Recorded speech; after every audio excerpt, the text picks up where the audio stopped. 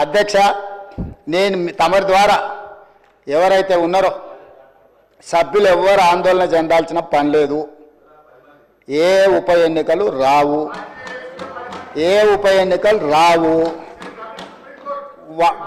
వారు వారి ఉప ఎన్నికలు వారు కోరుకున్నా రావు.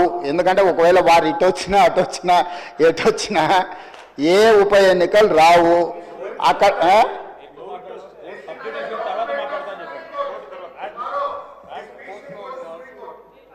అదేవిధంగా హరీష్ రావు గారు బాగా గుర్తు చేశారు. విషయం సుప్రీంకోర్టులో ఉంది. ఆ సుప్రీంకోర్టులో సబ్జుడిస్ అయిన విషయంలో లోపల నేను మాట్లాడితే కొంత ప్రొటెక్షన్ ఉంది, కానీ బయట మాట్లాడే వాళ్ళకి ఎవరు ప్రొటెక్షన్ ఉండదు. Actual this house is immune for certain laws. ఈ సభలో మనం కొన్ని విషయాలు ప్రస్తావించవచ్చు. సభకు రక్షణ ఉంది తమ నాయకత్వంలో. కానీ సభ బయట ఉప ఎన్నికలు వస్తాయి, అయిపోయింది, వచ్చే వారమే ఎన్నికలు, మల్లవారమే ఎన్నికలు, ఇదంతా ఉత్తదే అధ్యక్ష. అదేంది జరిగేది లేదు, పోయేది లేదు, ఎవరు ఆందోళన చెందాల్సిన పని లేదు. ఎందుకంటే ఉప ఎన్నికల మీద మనం దృష్టి పెట్టాల్సిన అవసరం లేదు. గౌరవ ముఖ్యమంత్రి గారు మాట్లాడుతూ ఈ హౌస్ కు ఇమ్యూనిటీ ఉంది, ఈ హౌస్ లో మేము కోర్టుల గురించి కూడా ఏదైనా మాట్లాడొచ్చు అని ముఖ్యమంత్రి గారు మాట్లాడారు.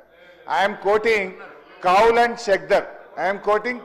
Shakdher page number 1021.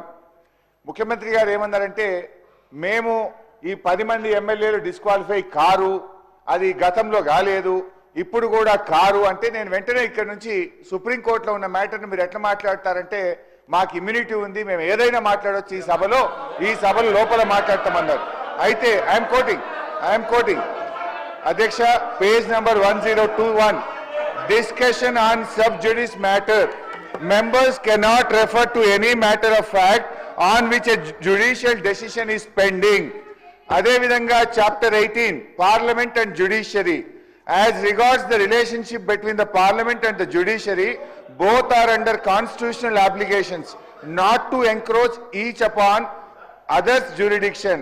In this respect, Article 121 provides that the conduct of a judge or a Supreme Court or High Court cannot be discussed in Parliament except upon a motion for presenting to the President praying for the removal of such judge.